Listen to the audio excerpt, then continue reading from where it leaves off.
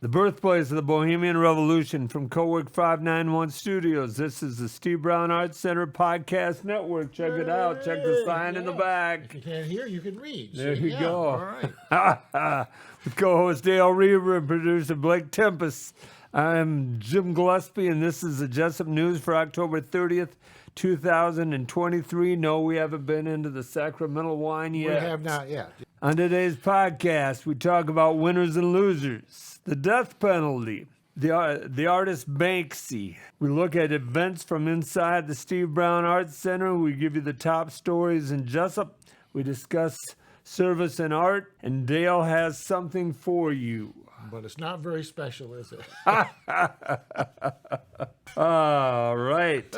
The Steve Brown Arts Center is a 501c3 nonprofit organization that has a vision for artists, young and old alike, to have the opportunity to better themselves while helping to build the skills of those around them. We will be offering community programming starting in Jesup, Iowa, before expanding to neighboring communities.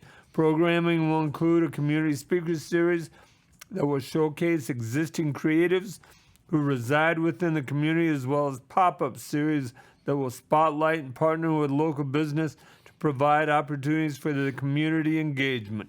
There's no truth we're not hiding Banksy.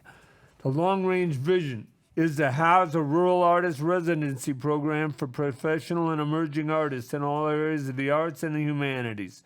Artists will be offered accommodations in studio spaces in exchange for a contribution of labor and maintenance of the buildings and grounds around them. Let's start with the Dale winners and losers. I got a good winner. An elementary teacher in California got elected to the legislature, and she pushed a bill through that every student in California would have to be taught cursive writing.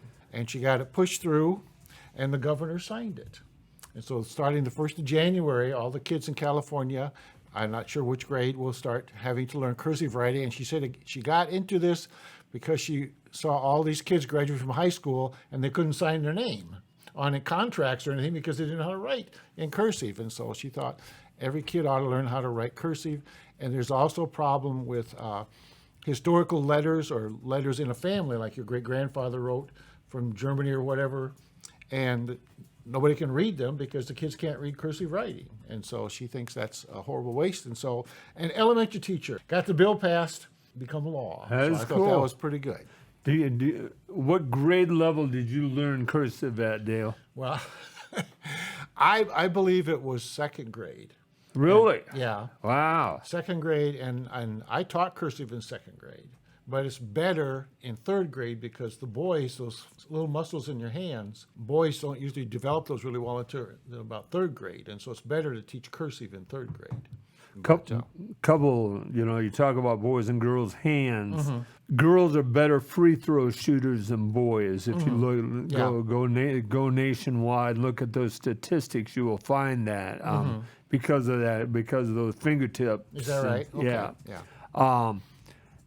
I learned in third grade. I can remember it like as plain as you are there finding out. There's a great story behind it. It was in Mrs. Johnson's room, and she said, "Boys and girls, today we're going to learn how to write cursive." And I had largest anxiety attack you could ever had. I freaked out. And we had a bathroom, a little tiny bathroom in our room. I went in there, sweat and cried. Yeah. That talked me out of there. I mean, it was, even to this day, I write in cursive and I print all in the same sentence. Yeah, a lot of people do. Up here, we had it was called Denelian, and the dean developed this program. But the printing, when you taught the printing, it was all set so that when you went to cursive, all you do was add a little squiggle here, a little curve there, and connect the letters. Cool. So the printing letters were the same as the cursive letters. You just had to add the little curve, the little connecting line, or the little loop in the L or whatever. And so it was I always thought it was a wonderful program. It taught me a lot about writing, because my cursive writing was not very good. My printing was not very good.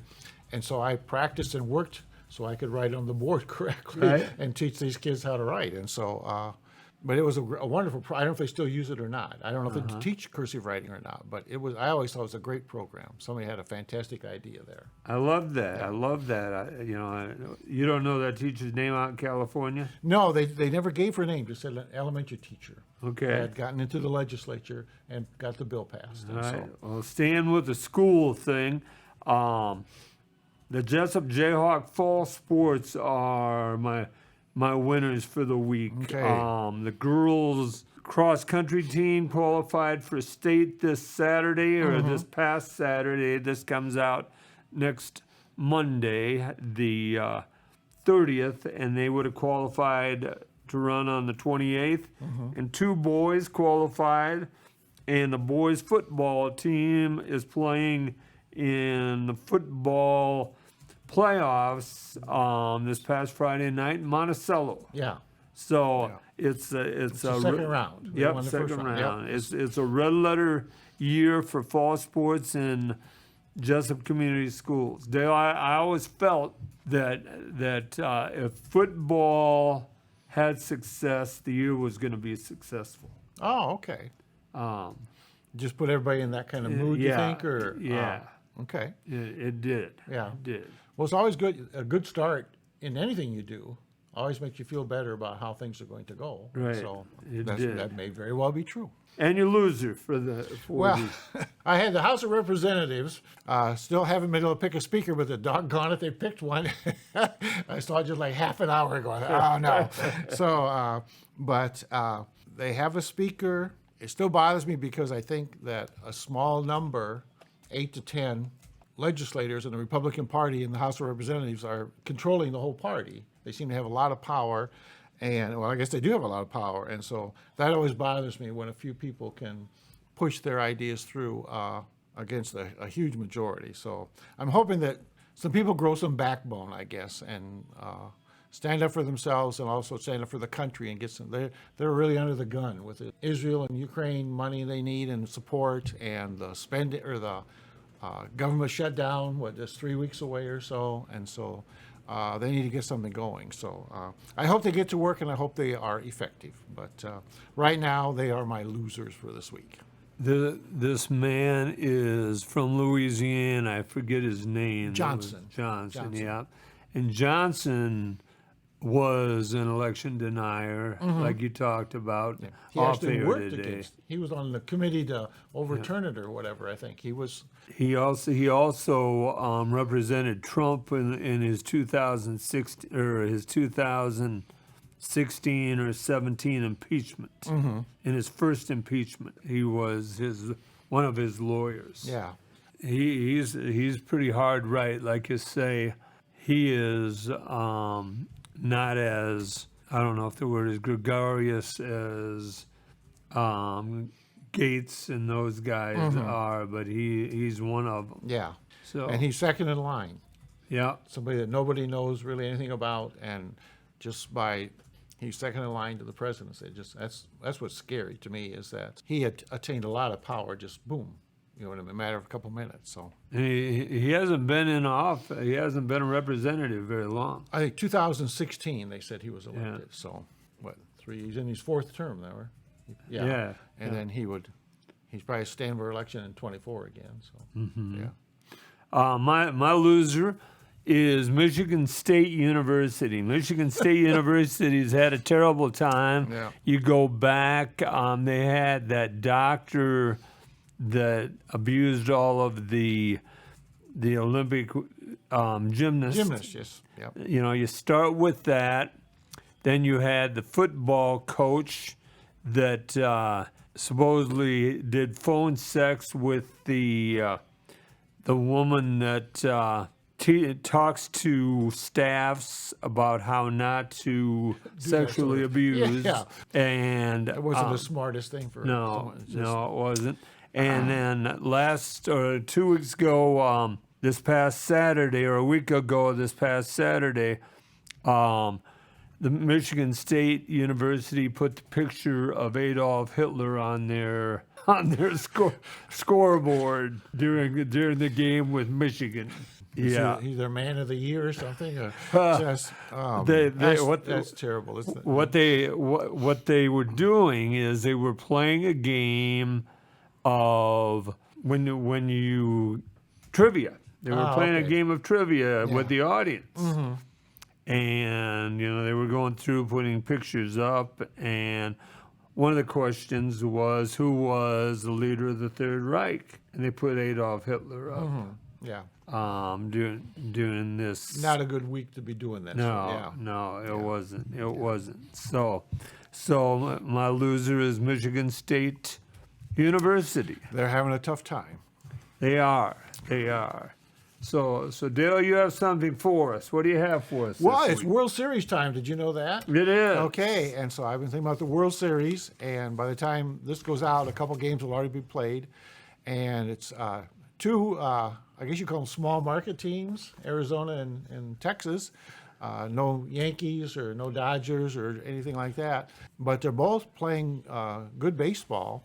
And it's interesting, they were talking about how in the playoffs, all during the season, nobody bunts, nobody tries to move the runner over this way, but in the games in the World Series where all you need to win is one game at a time, you see guys bunting, sacrifice bunting, and hitting sacrifice flies and trying to steal bases, and it's really fun baseball. Yeah. But it's amazing how they go back to the basic fundamentals of baseball that were in vogue for years and years and years when they get down to the nitty-gritty.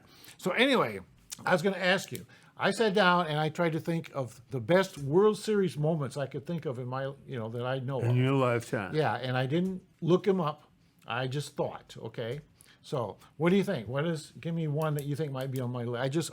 I got 7, and then I got a bunch more when I looked them up. Reggie Jackson's special night when he had 3 homers. In 1977, Reggie Jackson had 3 home runs with 3 swings of the bat, 3 different pitchers. First pitcher, first pitch, home run. Second pitcher, first pitch, home run. Third pitcher, first pitch, home run. So, and what nickname did he get? Mr. October. Mr. October. And it's funny because they were talking about another World Series that played later on. It was in 2001. And so 9/11 pushed everything back. And I think it was Derek Jeter hit a home run to win a game, and they called him Mr. November. Yeah. So, okay, that's one I got. You got another one? I can remember Herbeck and what was that little stocky guy that played for the Twins? Kirby Puckett hitting homers for the Twins. Yeah, and I had to look this one up. It wasn't a recollection of mine, but that was 1991 where Kirby Puckett hit that big home run. Yeah. And a little bit short guy, had a lot of power, but yeah, okay. I'll put a little check like that. Any other? Things that happened in the World Series. Kirk Gibson hitting a pinch hit home run. Yep. With a I think he had a hamstring injury. He had a bad leg injury. He could hardly walk up to bat. And they said he swung and fouled off several pitches and he would go down. Pitiful to watch him try to stand up again because his leg was hurting so badly. And then he ends up hitting a home run, his only at-bat of the World Series, and winning that game. And then the Dodgers went on to win the World Series, of course. But, one of the most famous moments in World Series history. That was a good one. Yeah. Okay. Can you give me one more? Let's see. Trying to think.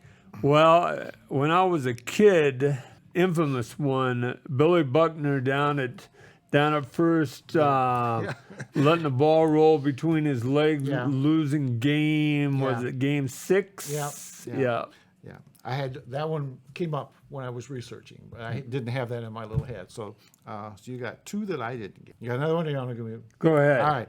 The ones I came up with: Babe Ruth calling his shot in 1932, supposedly pointed out towards the outfield with his bat and then hit a home run in that spot. I didn't know that was a World Series game. That's interesting. Because the Yankees against the Cubs, they never played interleague at that time. So that was in 1932, and they said that the Cubs, they just hated Ruth, and they were yelling nasty things at him and throwing things at him and this sort of thing. The fans and the players were nasty, and he ends up just smiling at them and pointing out there and hitting that home run. So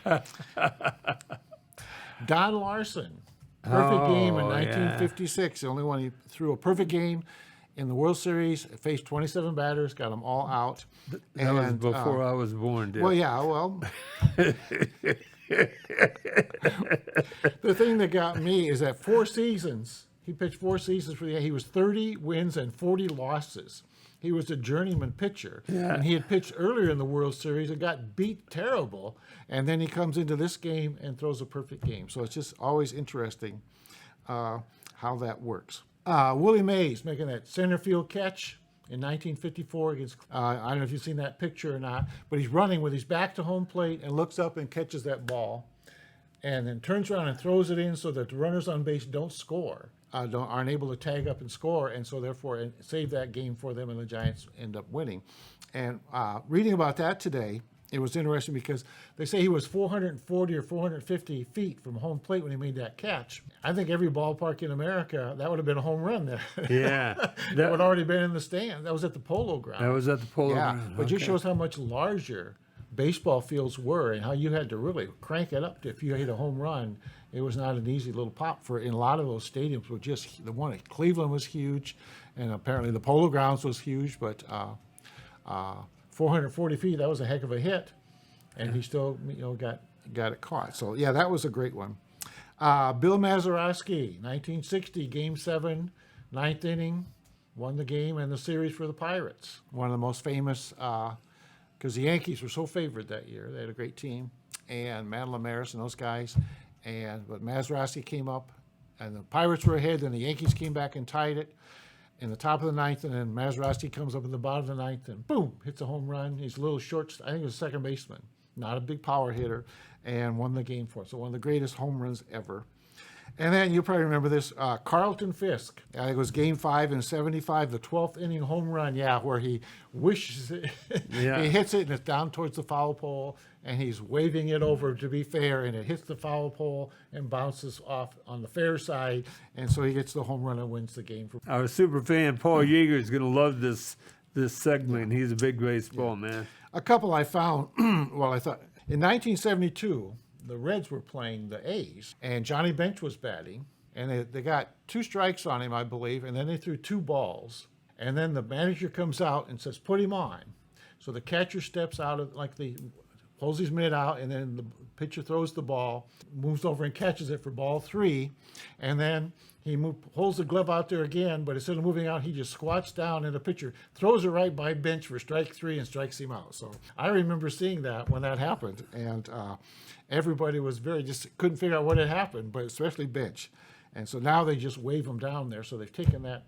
That happened once in 100 years, but it could happen again. Yeah. But it was kind of funny. A couple more. The '69 Amazing Mets to win the World Series. But then in 1970, Brooks Robinson had that great World Series game, and several of them, but hit 429 and made several just brilliant fielding plays to save that game and save the World Series for Baltimore. And so that was quite a moment in World Series history. So those are just some things. And so I didn't put anything really modern because I'm not a modern kind of guy. Right. But if you watch the World Series, I hope some of you do.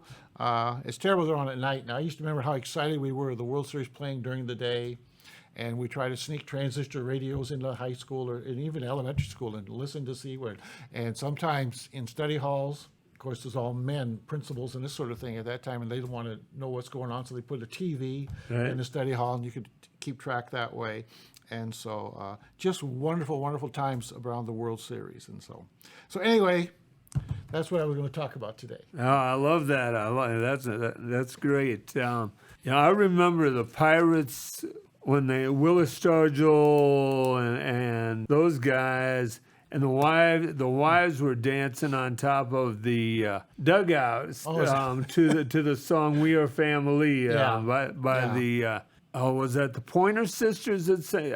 I think it was, Yeah. Or Sly and the Family. Sly and the Family, maybe. So you're right. There's a lot of great memories.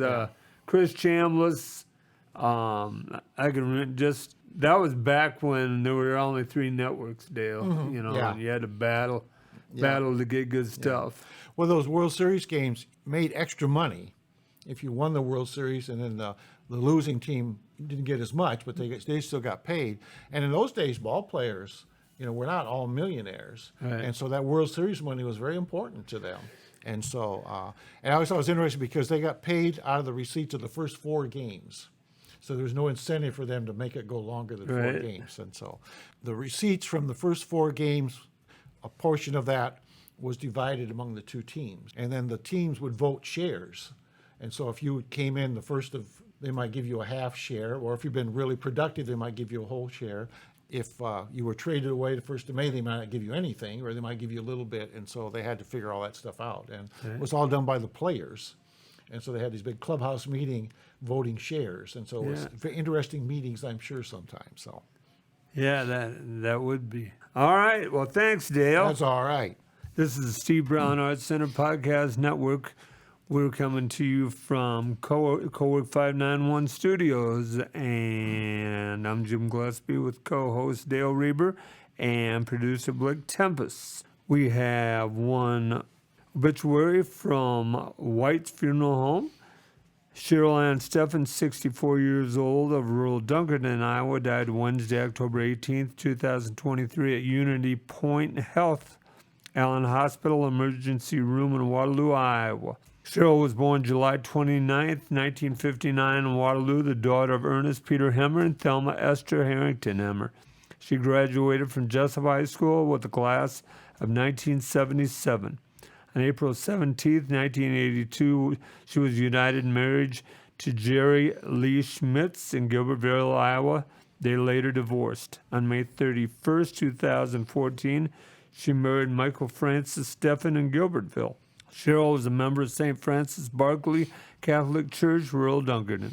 She was employed at the University of Northern Iowa as a custodian. Cheryl is survived by her husband, Michael of Dunkerton, one son, Nicholas Schmitz, and fiancé Miguel Rodriguez of San Diego, California, 2 daughters, Elizabeth Norden of Dunkerton, Catherine Schmitz, Bex Jordan of Queen Creek, Arizona, 1 stepdaughter, Lauren Aguiar of Westgate, Iowa, 2 stepsons, Eddie and Caitlin Steffen of Richmond Hill, Georgia, Sam Steffen of Waterloo, 6 grandchildren, Stephen and Axel Aguiar, Maverick and McKenna Steffen, Avery and Felicity Norden, also 3 brothers, Laurie Hemmer of Indianapolis, Jack Hemmer of Jesup, and Steve Hemmer of Minneapolis. Cheryl was preceded in death by her parents, 1 son, Josh Michael Schmitz, 2 brothers, Tom and Bob Hemmer, and 1 sister, Janice Youngblood.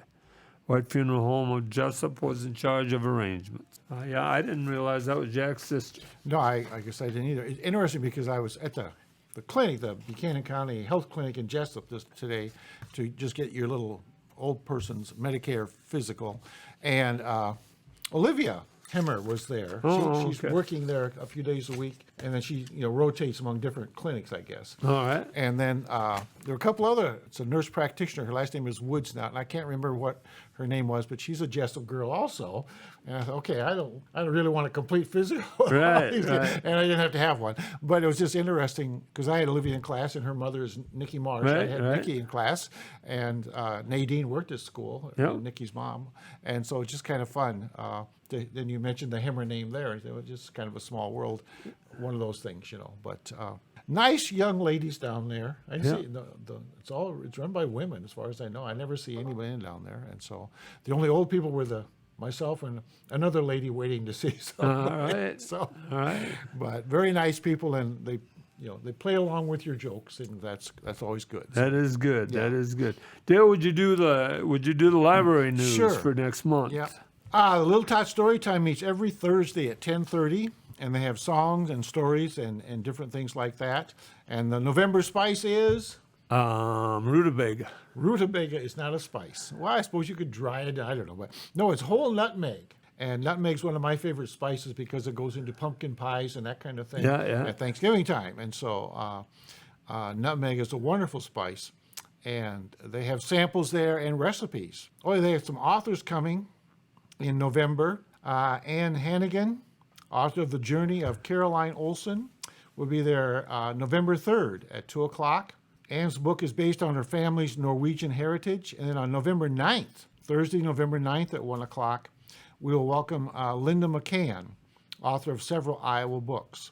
And she will be sharing her newest title, Rosie the Riveter, with us. And both authors will have their books available for purchase there. And it's always nice they can autograph them and this sort of thing.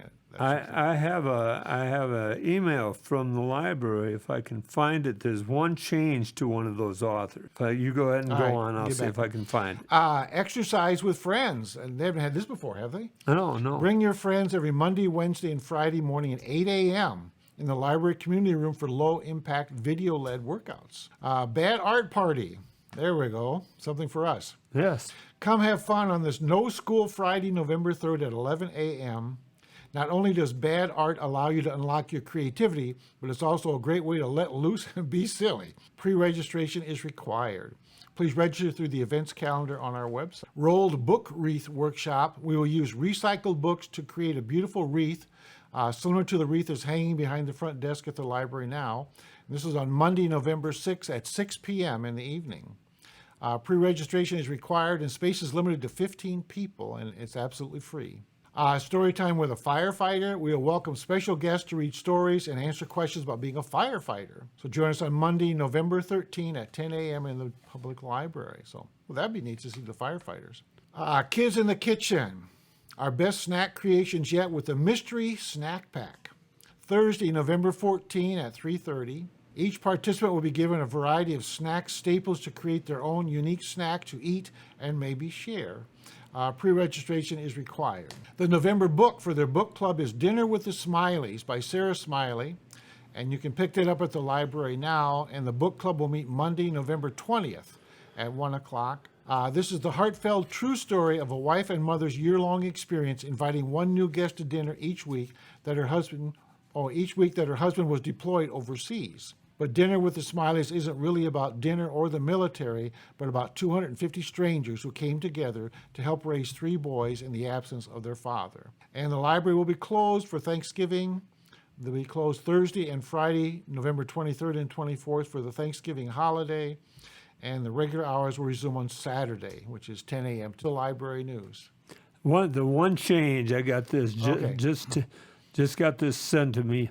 An update on the Iowa author Linda McCann's presentation. That's Thursday, November 9th at 1 p.m. Yep. It will be at Winding Creek Meadows. Oh, okay. Instead of the library, it's at Winding Creek Meadows. So that's for author Linda McCann. She's the author of several Iowa books, and she will be sharing her newest title, Rosie the Riveter.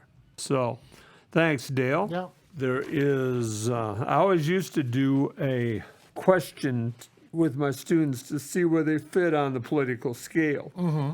Quite unique over the years to watch as my students went from mid-left to mid-right over the years. But some questions I would ask would include where do you stand on abortion? Mm-hmm. If you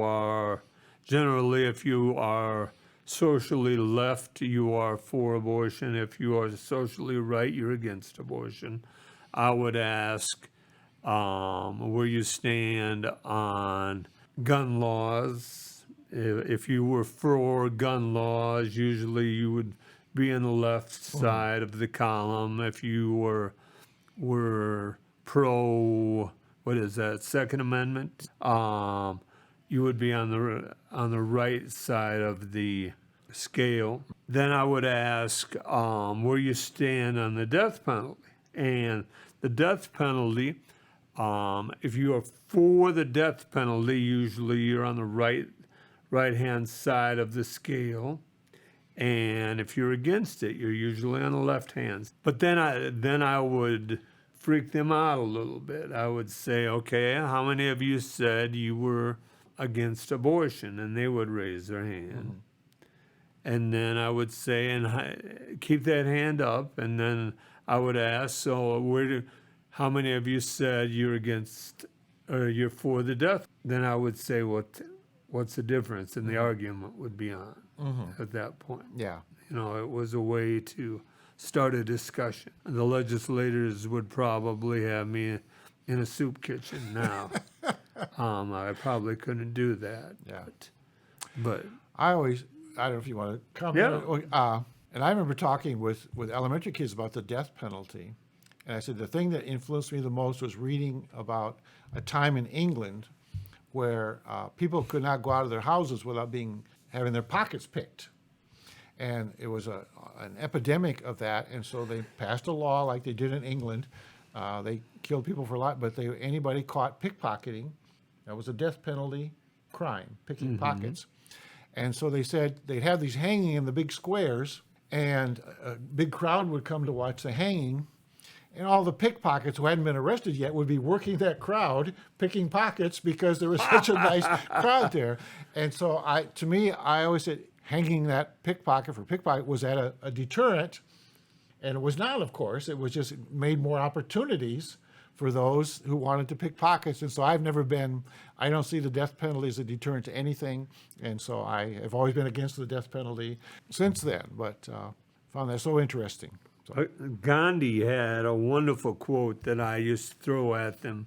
You know, a number of them remember it and used it over the years and still use it. Blake may remember this. I taught, when I would teach a nonviolent protest, I would talk about Martin Luther King Jr. and Tolstoy and Thoreau and Gandhi, and I would present to them quotes, and one of Gandhi's more famous quotes is, "An eye for an eye makes the whole world blind." Yeah. He was big anti-war, anti-death penalty, against punishment and the like. Yeah. But the ACLU fights hard against the death penalty, and that's my resource tonight. Yeah. I am against the death penalty. One of the arguments that is made, or if you look at the prisons and the people on death row,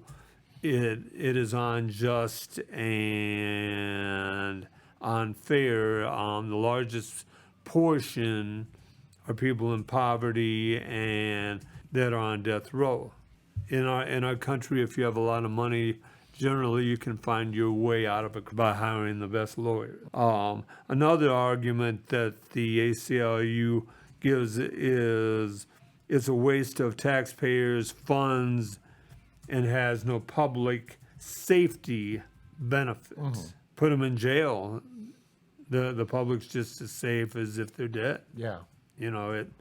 very few murders escape. And like you said, you brought this up, when the death penalty was reimposed in Florida back in the late 80s, early 90s, I forget what year it was, the murder rate went up over 30% in Florida that year. Yeah. Isn't that strange? I mean, it's not what, It's what they not want. a not what you deterrent. expect. I've got a question for you, Dale. Yes, sir. What is the purpose of prison? Is it an educator or is it a punisher? Well, traditionally, I think it's a punishment. You have programs where they try to teach the inmates a skill that they can use on the outside. They have counseling and this sort of thing, but mostly it's just warehousing of people that have been convicted of a crime, and they want to isolate them from society for X number of years. And unfortunately, most of them, when they get out, they're soon back. It seems like there's a huge percentage of reoffenders. So I think it's warehousing. It's more it's not re-education, I don't think. I had a college professor, and I wish I could remember his name. He worked in one of the toughest juvenile delinquency wards out in the East Coast. I can't remember if it was Rhode Island or Maine, one of those East Coast states. I want to say East Coast countries, but they're East Coast states. They seem like they're a different country, don't they? Yes. So. But he always argued that the greatest college for criminals was prison. Oh, yeah. It's where you go to learn. Yeah. To be a better. No, I believe that. And it is people don't, that is an argument. Is it a punisher or is it an educator? People don't want people being educated in prison. They want them punished. Yeah. The money it would take to do an education kind of program. Right. So, yeah, I know. And America has more people in prison. The United States has more of our a higher percentage of our population in prison, I think, than any other country. Yeah. It's huge, and you figure how much that costs to have all those prisons operating and all the people that have to man them, and some of those people are very dangerous people. That'd not be a job for the faint-hearted to have to be a guard or whatever in one of those prisons. You know, but the argument of cost, Dale, compared to the amount of taxes taken out of your and my tax money is very little. You know, it's a very small amount of money that we pay taxes. You know, thank goodness. I mean, so the argument of my taxes going to house criminals, it doesn't. So where do they get their money to run them? Well, I mean, it's tax some, money, yeah, okay, all but right. but it's not. It's a small amount Yeah, coming okay, out of our yeah. taxes. Very Okay. small amount. Yeah. Answers out there somewhere, but so far no one. We've had everything from lenient programs to programs where people are brutalized. And it always gets me that you see all these movies about the brutal prison guards or whatever, but they are committing crimes every day, assault and battery or whatever, that would put them in jail if they did it on the outside. But because they're in prison, they can treat these people in an inhumane manner. And you think about the old chain gangs and this sort of thing. A lot of people put on chain gangs because the judges and prosecutors were being paid by the people that needed free labor. And so those are the kind of things they don't want you to teach in school anymore. Right. But yeah, so it's got a real sordid history, the whole penal system in our country. And geez, and in England also, we get it from England. I think they were horrible, hanging people for stealing a loaf of bread and that kind of stuff. Ripping them apart with horses and just terrible punishments. Anyway, so. Well, all right. you know, you go Baltimore this week. There were 3 men released from prison and paid $48 million by the city of Baltimore because they were found innocent. And imagine if they would have been. But and that's the last argument: is innocent people are too often sentenced to death. Since 1973, over 156 people have been released from death row in 26 states Yeah. because of innocence. Nationally, at least one person is exonerated for every 10 that are executed. And, you know, DNA has made all the difference, you know, because there's DNA on all this old evidence. The guy say, I wasn't there, and they find somebody else's DNA on the evidence, and they realize that, yeah, he wasn't there, somebody else. And so I think that's helped an awful lot in freeing some of these people that were wrongly convicted. And even eyewitnesses, talk about what percentage of eyewitness accounts are not correct or not accurate. And it's a high number. That, yeah, I saw him, and it was him that did it, and it turns out that's not who they saw. Right. But they used to say, they'd say if the death penalty, in some states, you had to have at least 2 eyewitnesses to the crime that would testify that they saw John shoot Sam. And they have found out that eyewitness testimony is not. Then you have the argument of cruel and unusual punishment. Yeah. How do you execute these people? Yeah. You know, you have, you know, the flaws are if you punish by the electric chair, electrocution, that doesn't always work, or by shots. You know, they don't always give the correct dosage. Yeah. Hanging, people don't die right away. Yeah. They hang there. Slowly strangle. Yeah. Yeah. It is a not something that a civilized, supposedly the most civilized country in the world should be doing, Dale. Yeah. 2 guys, both to be electrocuted, or both to be executed, and so they call them in, they're in the room, and they go to the first guy, say, okay, we have the electric chair and we have the rope, which do you prefer? Guy says, well, I'll take the electric chair. So they sit in the electric chair and strap him in, they turn it on, and it zips and that and this, and makes all the noise, but it doesn't work. And so they let him out, and the guy said, well, should we hang him then? And said, no, the warden said, he chose this, and it's not his fault that we didn't execute him, and so he's free to go. So the next guy was an engineer, and they brought him up there, and he said, "Okay, do you want the electric chair or the rope?" He said, "Well," he said, "I take the rope." He says, "That electric chair is obviously defective." See? Okay.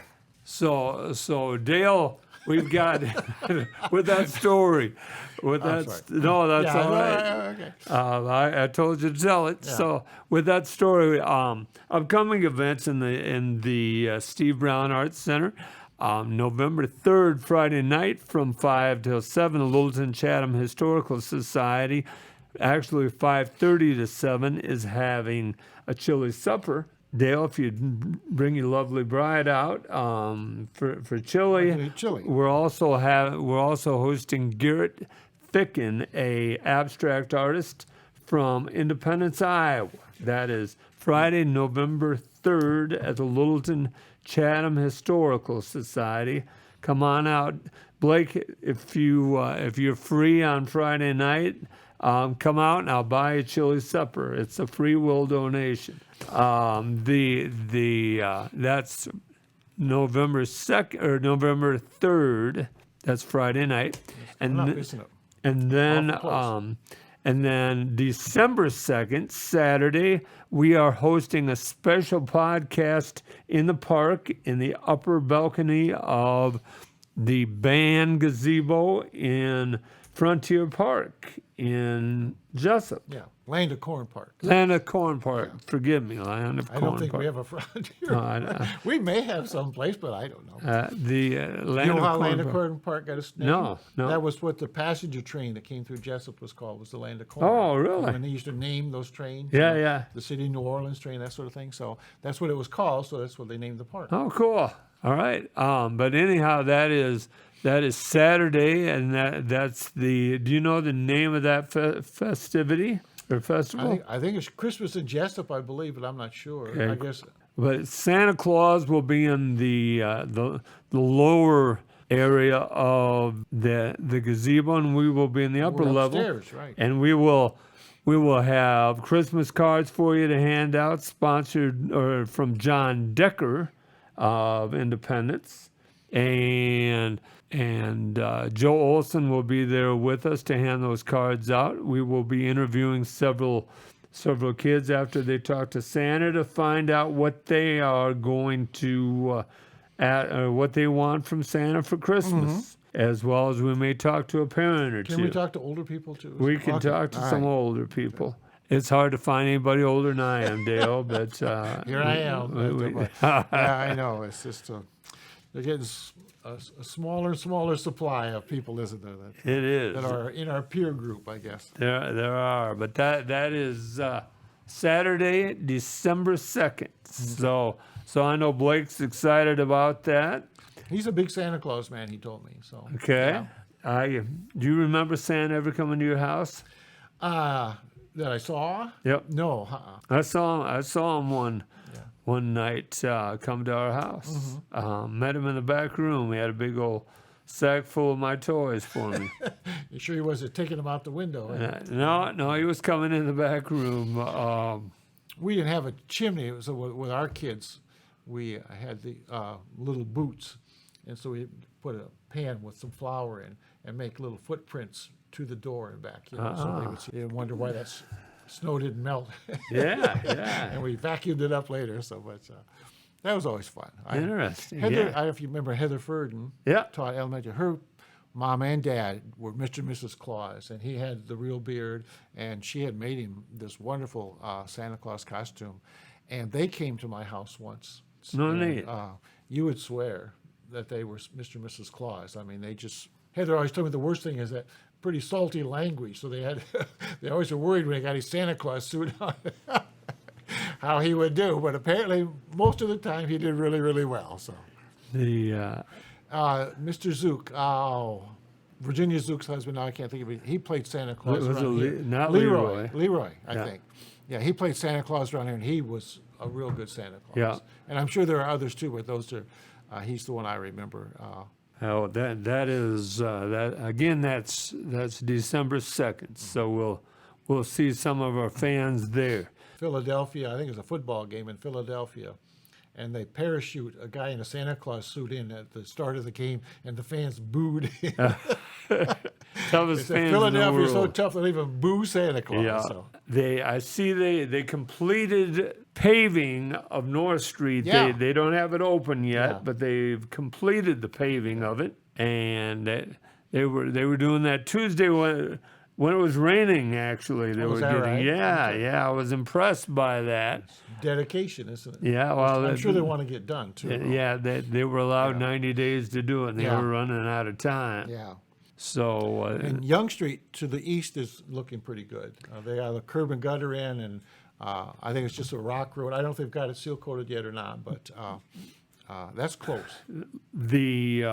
the county has an issue, Dale, on Young, and I don't know what that is. I just learned of that here recently. And what's the county's involvement with Young Street? Well, we are in Buchanan Well, County. I know that, but it's you think that'd be all city business? You unless would it's- think so. Yeah, okay. If it's runoff, if it's where the sewer water goes, I don't know. Okay. I don't know, Dale. But that's one of there's sort of a stall right now because the county is. So I couldn't get any more than that. Okay. Well, I'm sure you have an update next week. I have my spies working right now as we speak. I'm trying to think if there's anything else that the city has for us. I don't believe so. If you'd like to donate to the Steve Brown Arts Center or have an idea for an event, go to stevebrownartscenter.org and follow the link. If you have news or would like to sponsor us, email us at stevebrownartscenter.org or call 319-290-0241 and leave a message. Dale, do you have anything else? Nope, I'm good. I've got to get to a barber here, so we're gonna close for the evening. You think people are going to buy that? I'm getting a perm, Dale. Yes. I'm Jim Gillespie.